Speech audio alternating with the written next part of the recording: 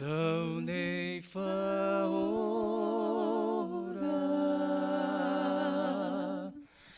ari te te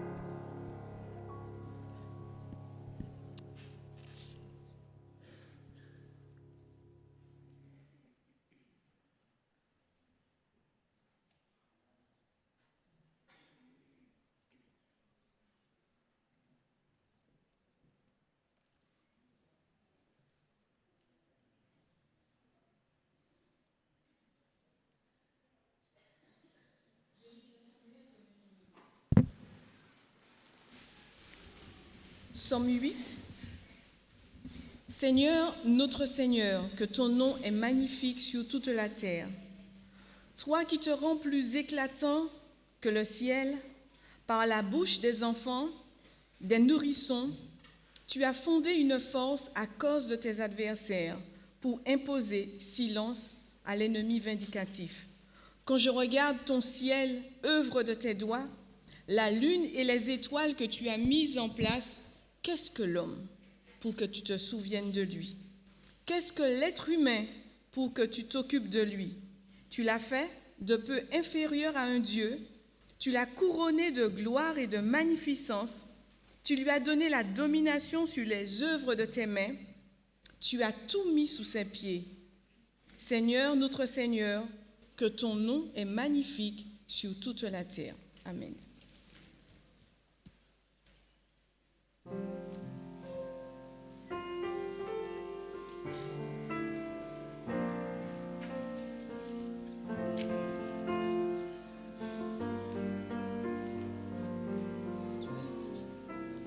Pourquoi te décourager devant tout ce que tu vis, devant les épreuves, les problèmes de toute ta vie?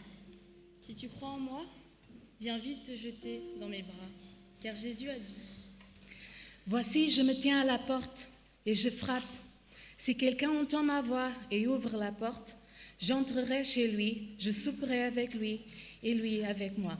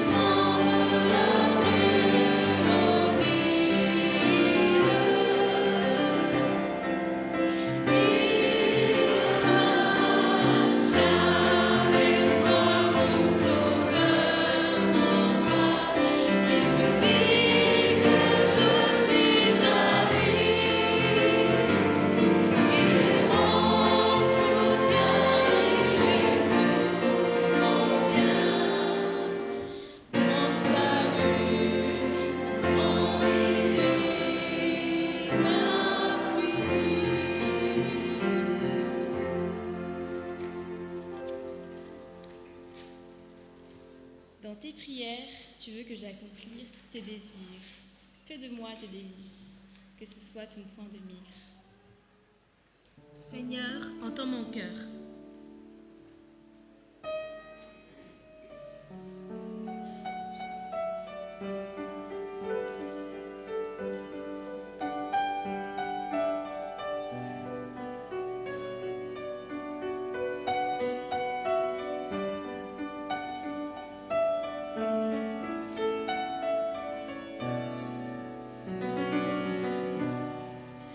Comment expliquer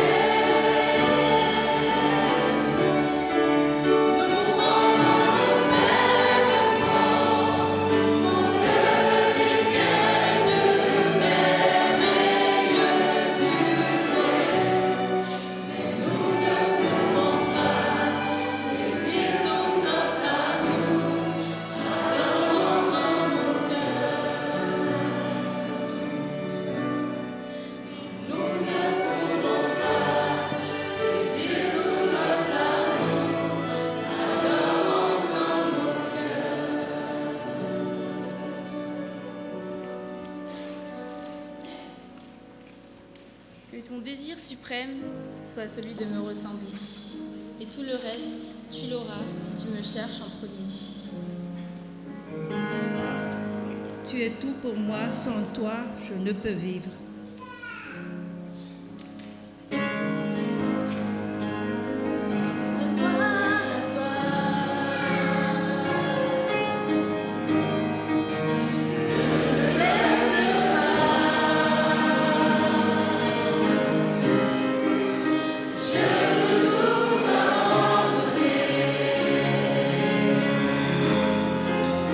Restaurer notre amitié.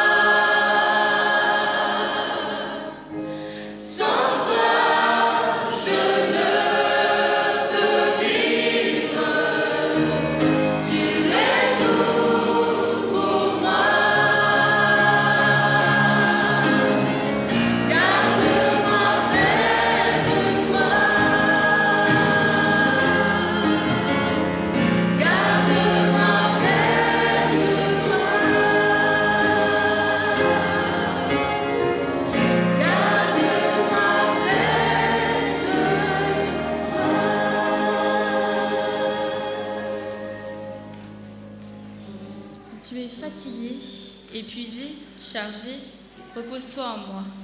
Encore et encore, abandonne-toi complètement en moi. Jésus, tu es mon doux maître, règne en moi.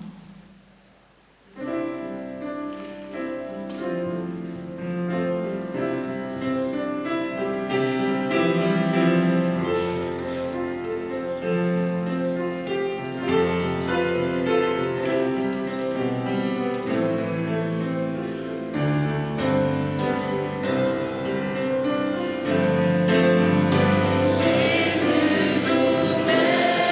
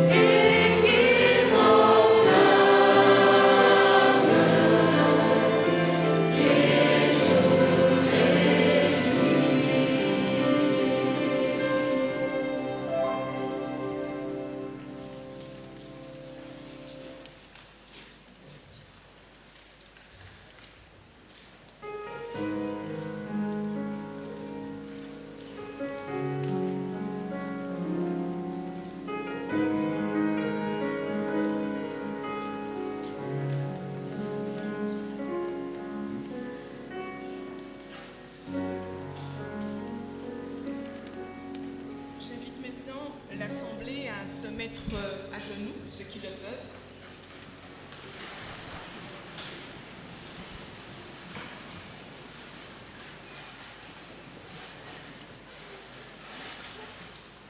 Merci Père parce que durant la semaine, tu nous as permis de vaquer à toutes nos occupations.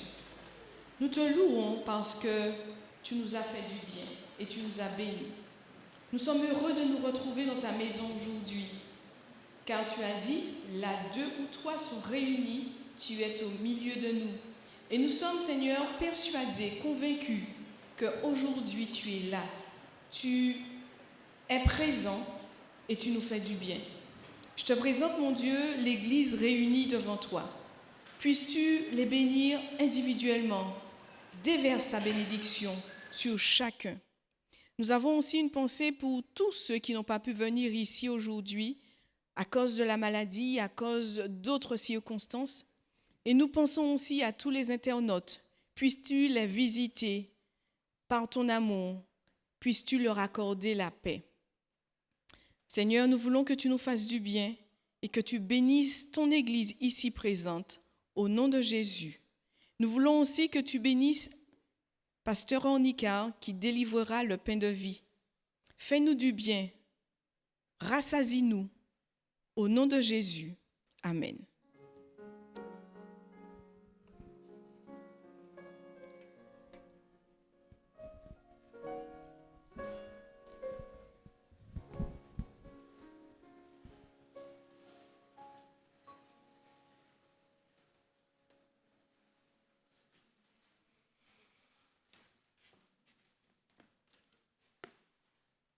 Jean 13, 34 nous dit « Je vous donne un commandement nouveau.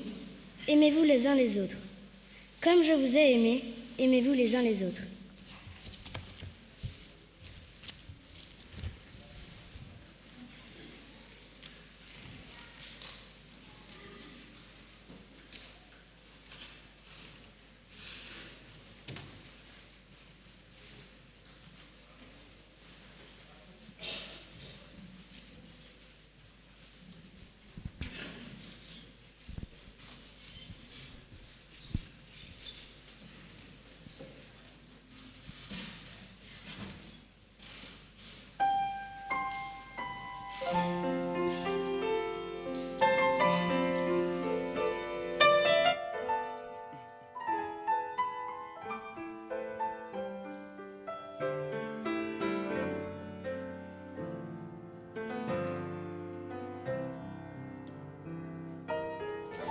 Il y a une douce harmonie dans le sanctuaire.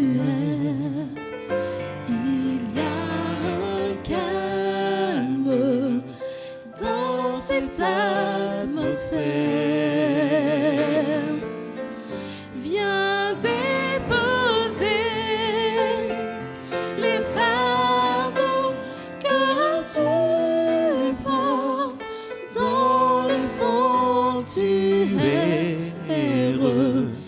car Dieu est là. Il y a une douce harmonie dans le sanctuaire. Il y a un calme dans cette atmosphère. Viens déposer les fardeaux que tu portes dans le sanctuaire, car Dieu est là.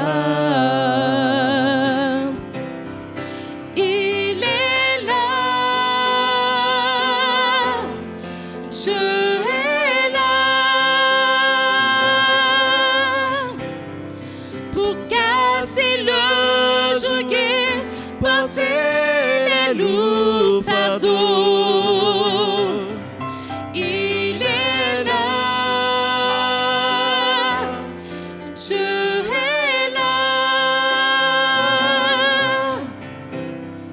Pour nous donner l'espoir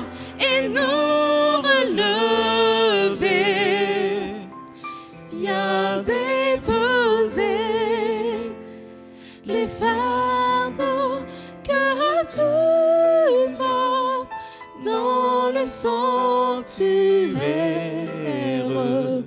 car Dieu est là. Il est là, Dieu est là, pour casser le joug et porter les lourds fardeaux. Il est là, Dieu est là, pour nous donner l'espoir et nous relever. Viens déposer les fardeaux que Dieu porte dans le sanctuaire, car Dieu est là. Viens déposer les fardeaux que Dieu porte dans le sanctuaire, car Dieu est là.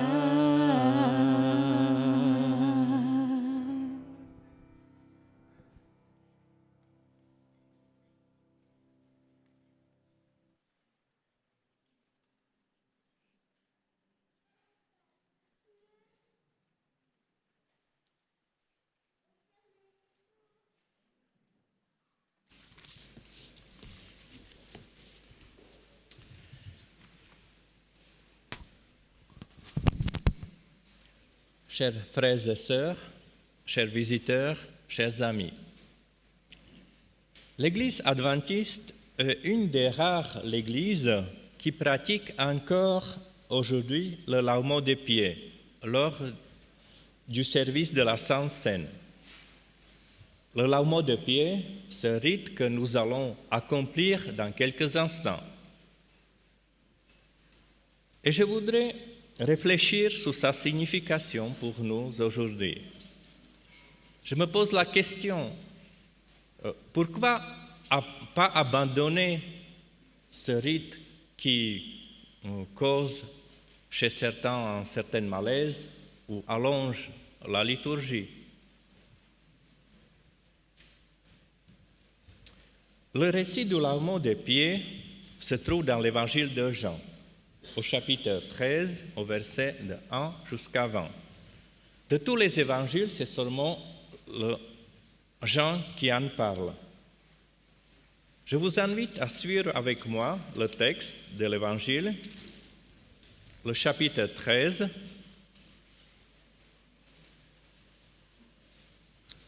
verset 1. C'est le temps de la Pâque. Jésus se trouve avec ses disciples autour d'un repas. Le texte nous dit que c'était un dîner.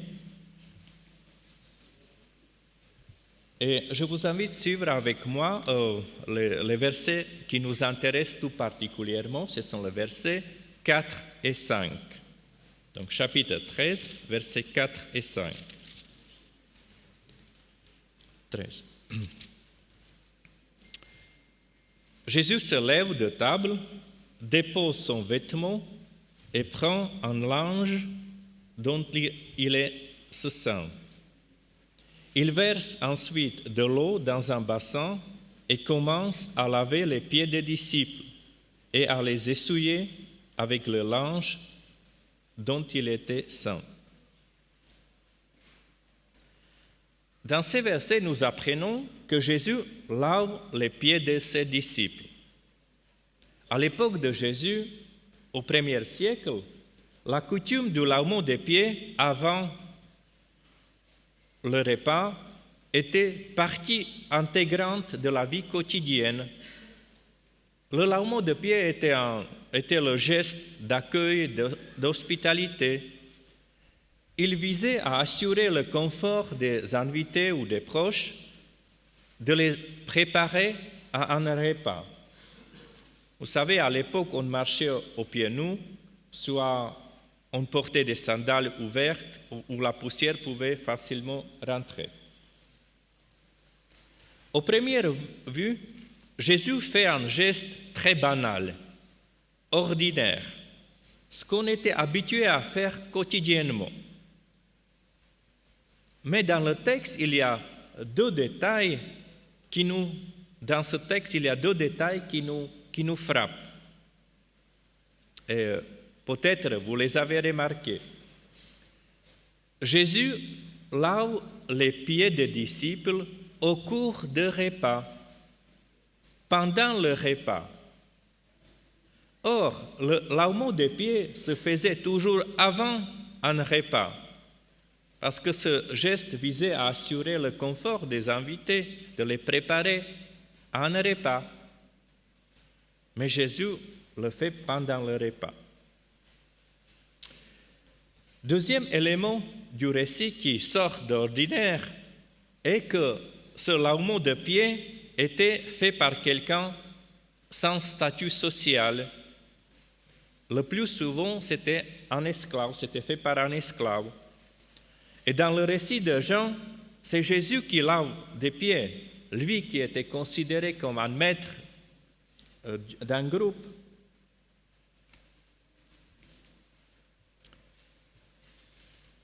Nous lisons au verset 12, je vous invite à regarder le verset 12.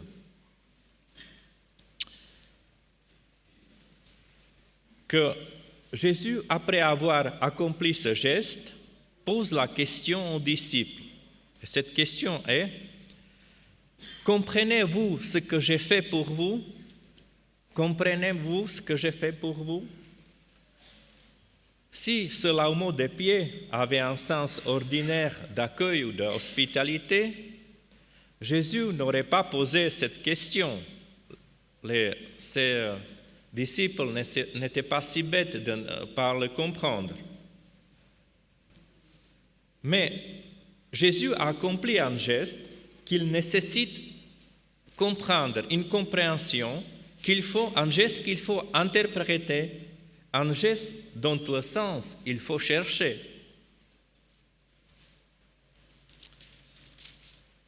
Au début du récit, au verset 1, on est au chapitre 13, il est écrit: avant la fête de la Pâque, Jésus, sachant que son heure est venue, l'heure de passer de ce monde au Père, lui qui avait aimé les siens qui sont dans le monde, les aima jusqu'à l'extrême. Cette introduction au récit donne la clé pour comprendre l'agir de Jésus. Le geste de Jésus doit être compris comme un geste d'amour.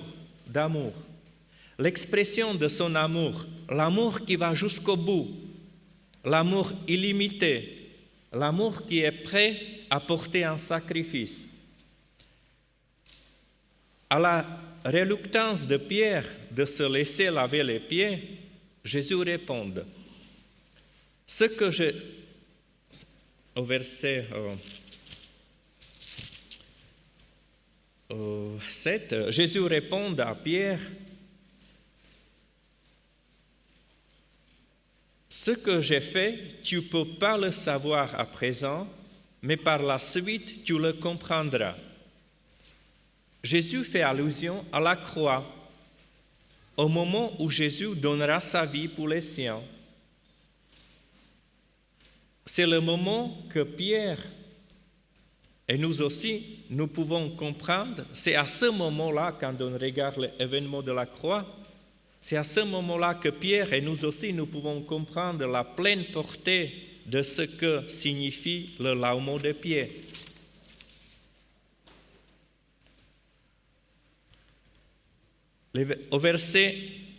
Lisons les versets 14 et 15. Vous m'appelez le Maître et le Seigneur, et vous dites bien, car je suis.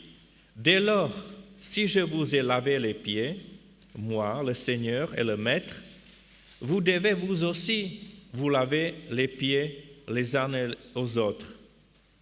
Car c'est un exemple que je vous ai donné, ce que j'ai fait pour vous, faites-le vous aussi. Ce texte nous dit que les disciples sont appelés à reproduire la pratique du Maître.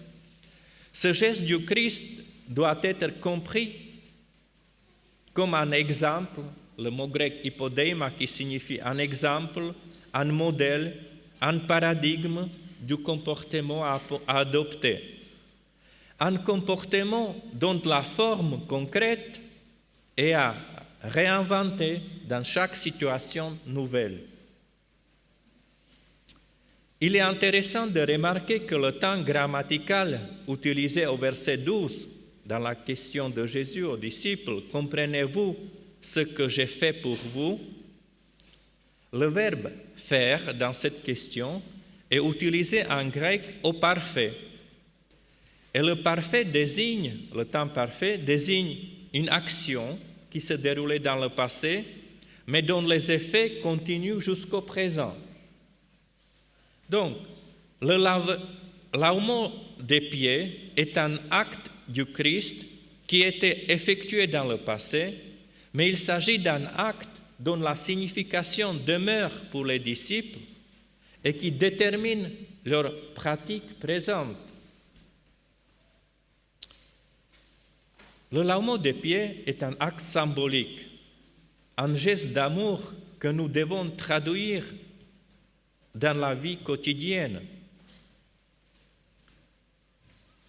Le lavement de pieds est un rituel, un geste symbolique qui renvoie à une autre réalité. C'est un acte symbolique qui renvoie à une autre réalité, à la même réalité que renvoie ce pain et cette coupe que nous allons partager ce matin. Tous, ils nous rappellent l'amour de Dieu, l'amour illimité. Ils nous rappellent notre histoire avec Dieu. Jean Calvin a écrit, notre cher voisin, écrit un commentaire sur l'évangile de Jean. Et dans son commentaire, il commente aussi le chapitre 13, et notamment les lavements des pieds. Et dans son commentaire, il critique la coutume de l'époque, il critique l'Église institutionnelle qui a pratiqué, ces dignitaires religieux qui a pratiqué le lavement de pieds, c'était une fois par année, jeudi saint. C'était pendant le Pâques, une fois par l'année.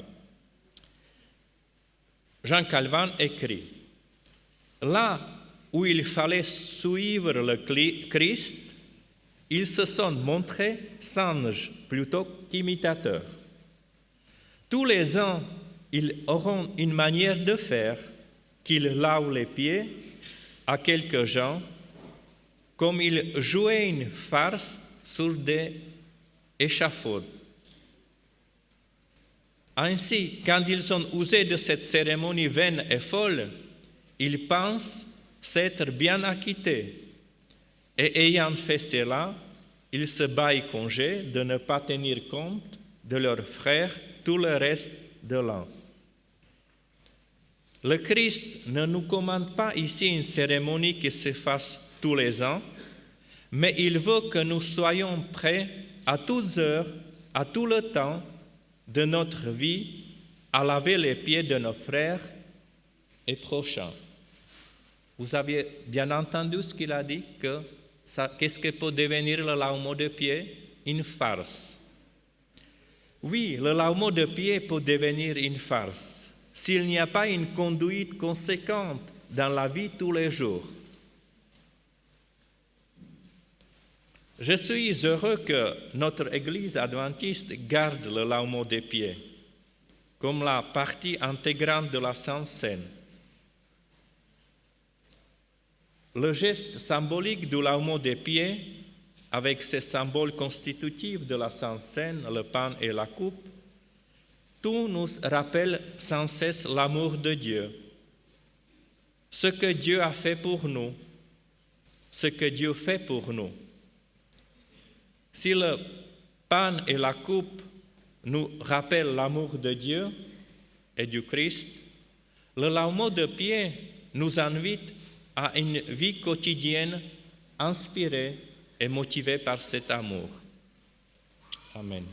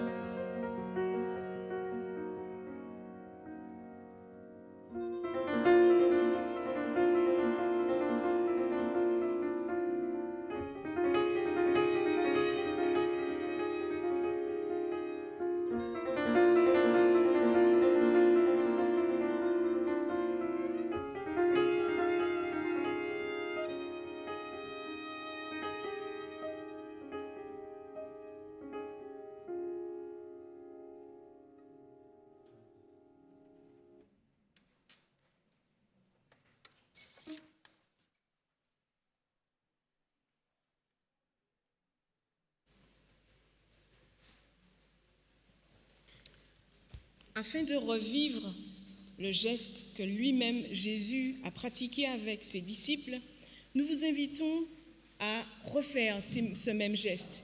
3 salles ont été préparées, 2 au sous-sol, une salle pour les couples et une salle pour les hommes, et une autre salle pour les femmes. Donc des diacres et des diaconesses vous y accueilleront et nous nous retrouvons tout à l'heure.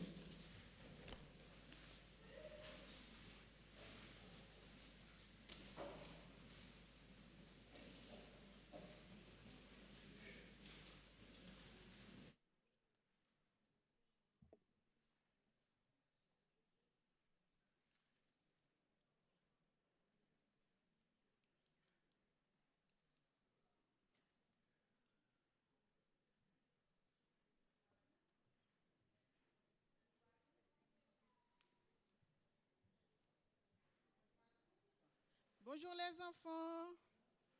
Où sont les enfants dans la salle? Vous êtes là? Est-ce que je peux vous attendre ici, à mes côtés, si vous voulez bien me rejoindre? On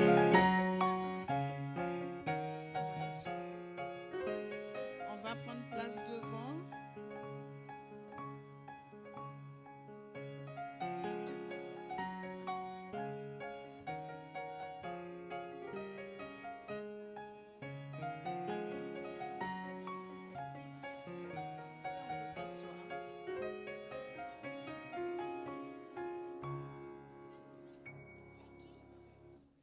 C'est pas moi.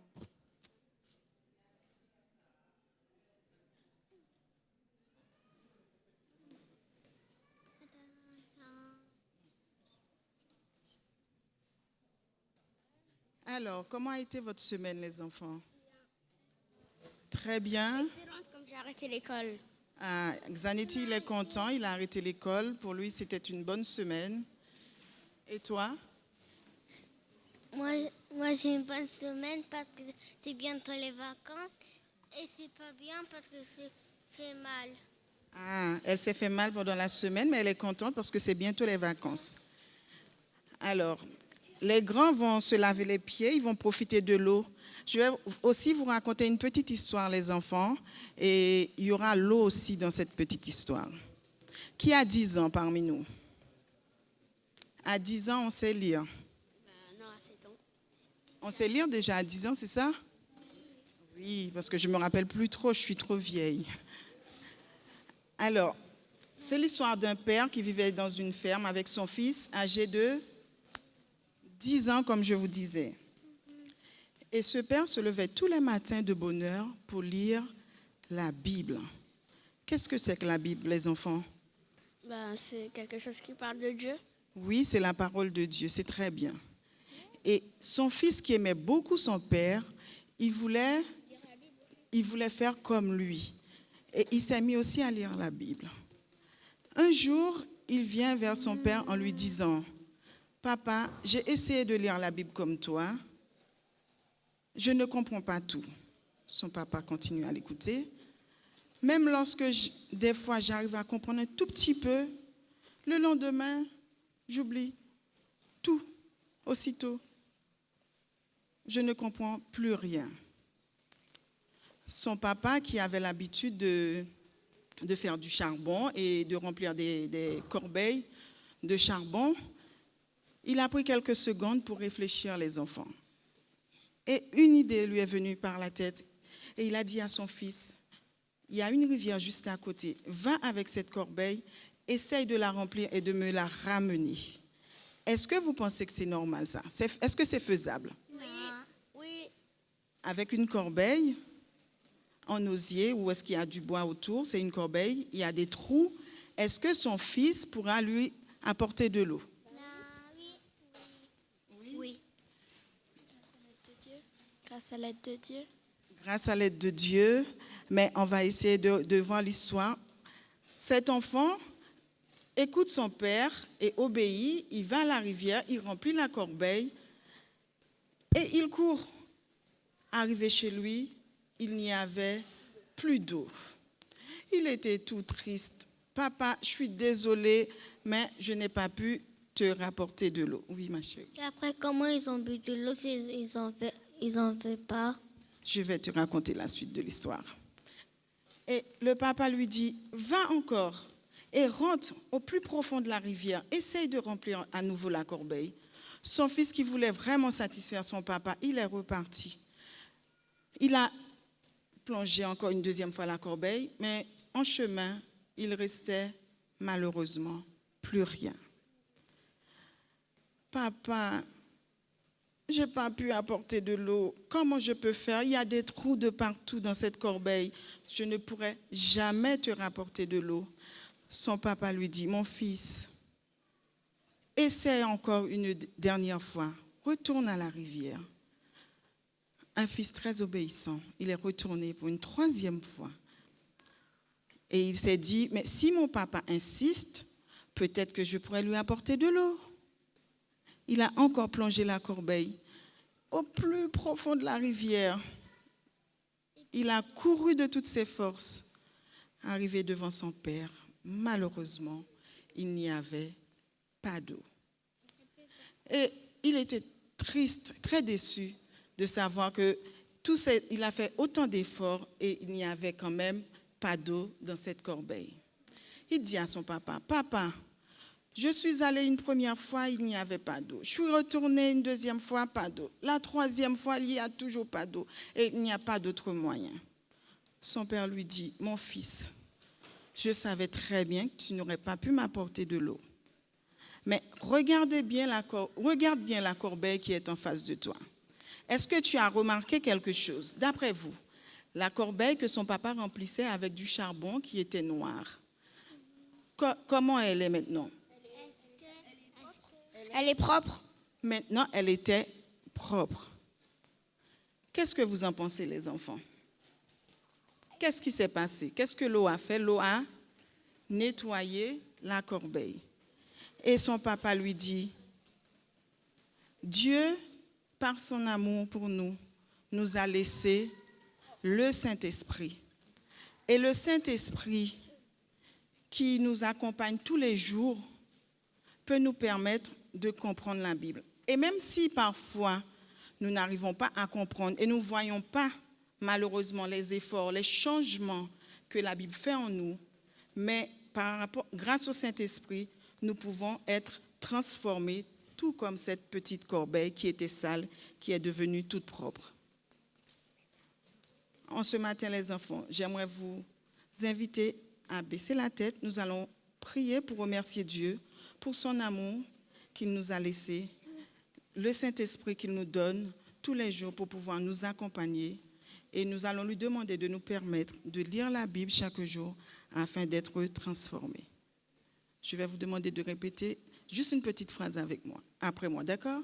Merci Seigneur pour ton amour. Aide-nous à lire la Bible qui est ta parole et par le moyen du Saint-Esprit qui nous transforme. Amen. Bon sabbat les enfants.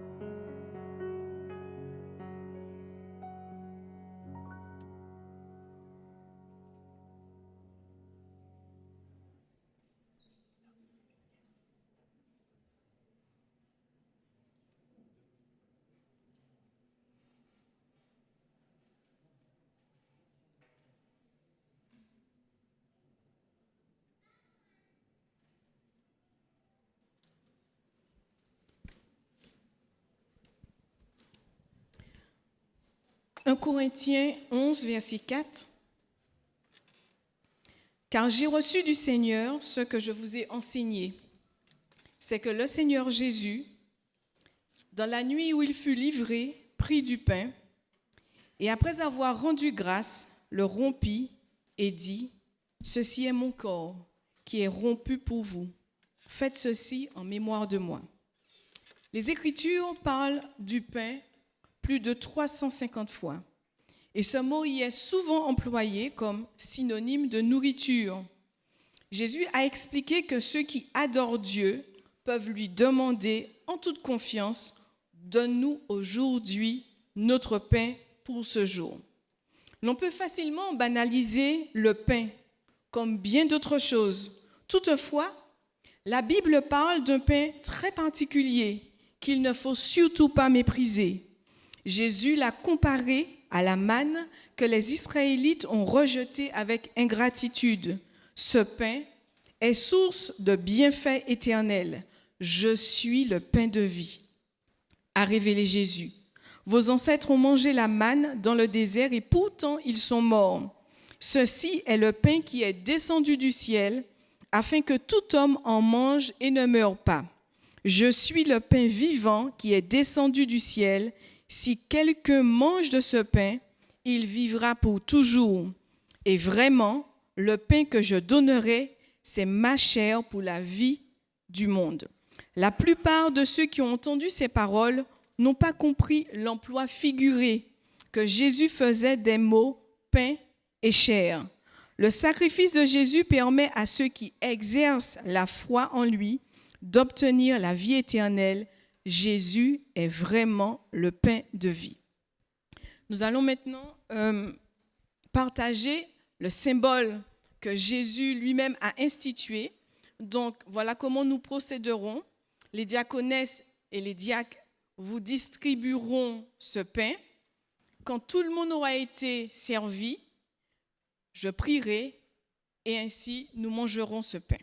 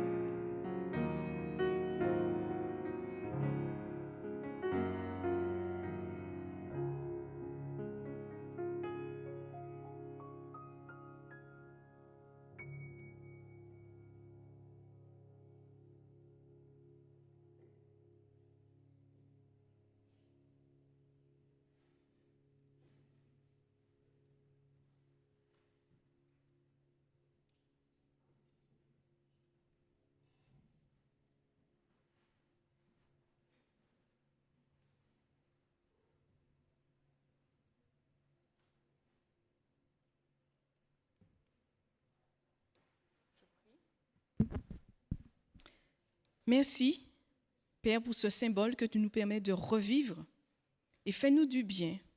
Au nom de Jésus. Amen. Mangeons ensemble.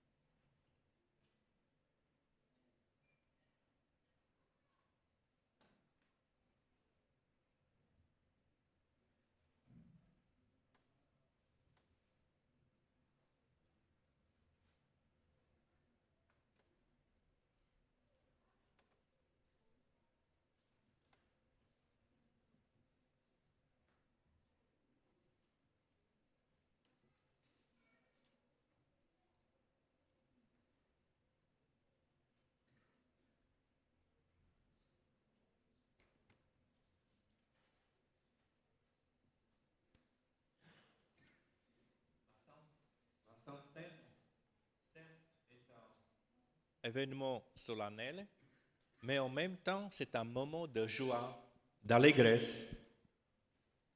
Comme nous le rappelle cette coupe que nous allons partager, Dieu nous accueille, Dieu, il nous offre son pardon, son amour, il nous ouvre son avenir. Et je vous invite à prier ensemble pour remercier Dieu pour cette coupe.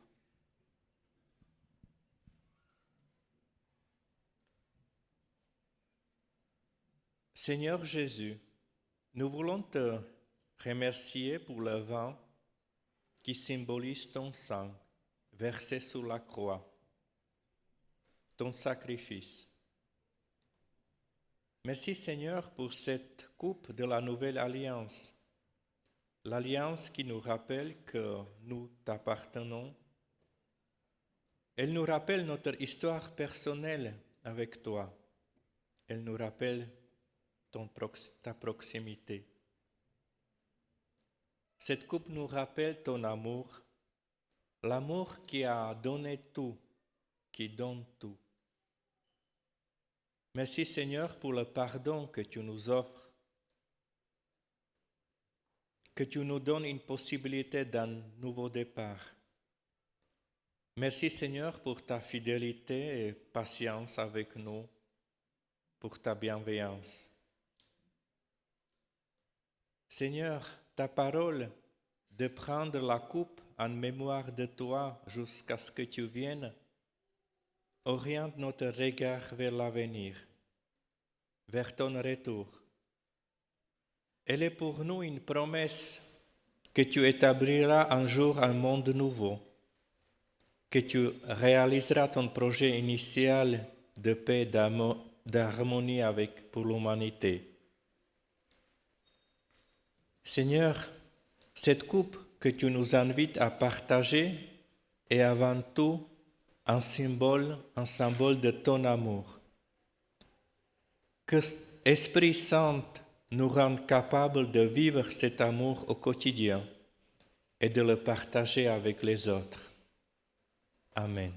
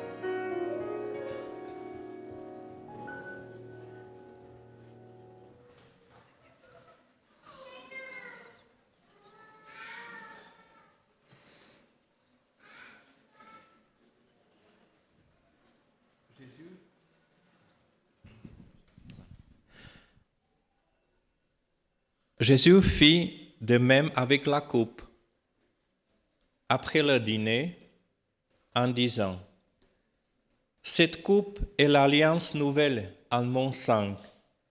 Faites ceci en mémoire de moi, toutes les fois que vous en boiriez.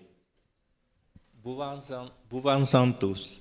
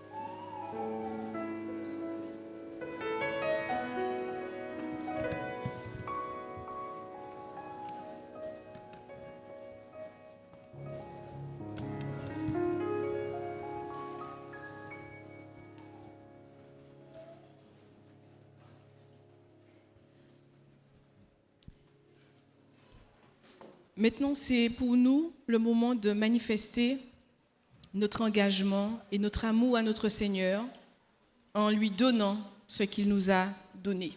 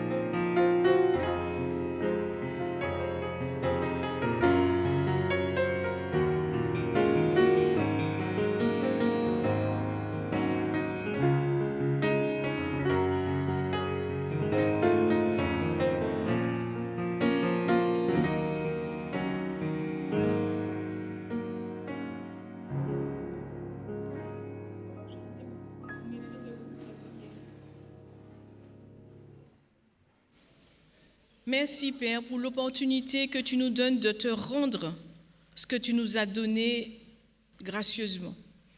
Merci pour ces bénédictions que tu nous as accordées. Et ce que nous t'avons rendu aujourd'hui, nous voulons que cet argent soit utilisé efficacement, judicieusement, de telle sorte que ton œuvre puisse progresser ici et dans le monde entier, au nom de Jésus. Amen.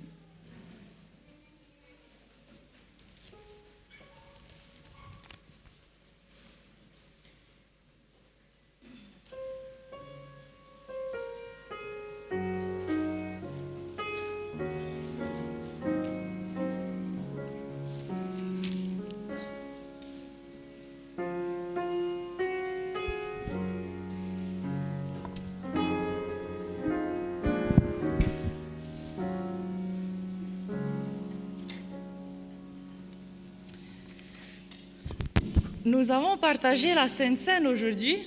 Comme jadis, le peuple d'Israël mangeait l'agneau pascal avant de sortir d'Égypte.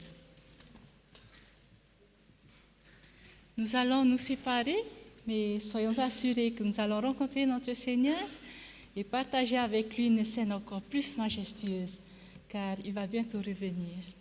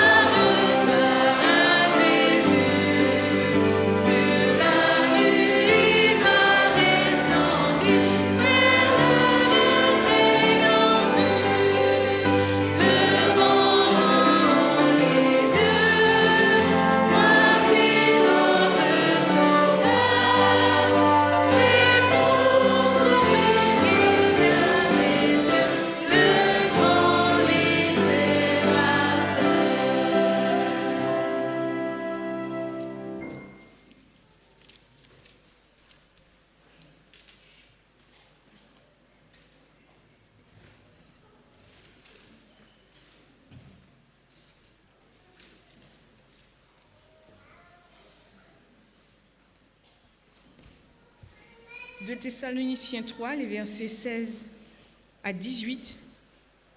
Que le Seigneur de la paix vous donne lui-même la paix en tout temps et de toute manière. Que le Seigneur soit avec vous tous. Que la grâce de notre Seigneur Jésus soit avec vous. Amen.